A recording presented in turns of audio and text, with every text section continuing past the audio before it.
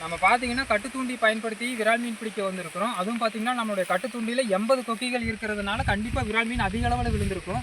நமக்கு பார்த்தீங்கன்னா 2 நாள்ல 15 கிலோ விரால் மீன் நம்மகிட்ட கேட்டிருக்காங்க. அத நானும் என் நண்பனும் சேர்ந்து தான் பிடிக்க போறோம். எப்பவும் போலயே முதல் தூண்டிலே நமக்கு சரியான அளவுல ஒரு விரால் மீன் மாட்டியிருக்கு. எதனாலன்னு கேட்டீங்கன்னா, நம்ம முதல் தூண்டியே கரையோரம் இருக்கிறதுனால தான் எப்பவுமே நமக்கு விரால் மீன் அதுல கண்டிப்பா மாட்டிருது. இன்னும் நமக்கு எவ்வளவு விரால் மீன் மாட்டியிருக்குன்னு சரியா தெரியல. நமக்கு மாட்டியிருக்க எல்லா விரால் மீனையும் ரொம்பவும் கவனமா நம்ம எடுத்துட்டு வரணும். எதனாலன்னு கேட்டீங்கன்னா, இந்த தடவ 15 கிலோ விரால் மீன நம்மகிட்ட ஆர்டரா கேட்டிருக்காங்க. என்னால பிடிக்க முடியுமான்னு சரியா தெரியல. ஏன்னா, எனக்கு இதுதாங்க முதல் தடவ.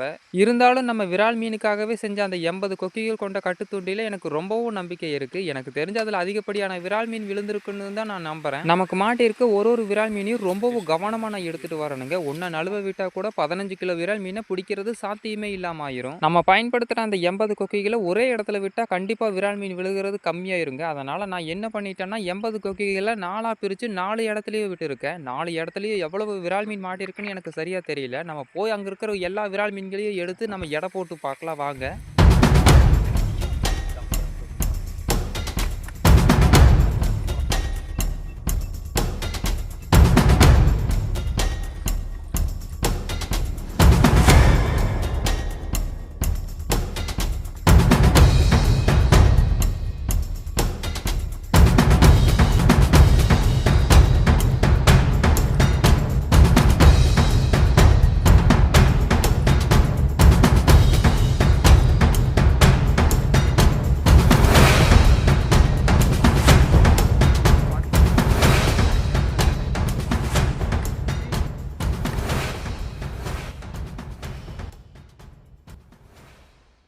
நம்ம பிடிச்சிட்டு வந்த எல்லா விரால் மீன்களையும் நம்ம நண்பனையே எடை போட சொல்லியிருந்தேன். என் நண்பன் சிரமப்படுறத பார்த்தா எனக்கு ரொம்பவும் சந்தோஷமா தாங்க இருக்கு. எதனாலன்னு கேட்டீங்கன்னா, நம்ம பிடிச்ச மீன் 15 கிலோவுக்கு மேல போயிருச்சு.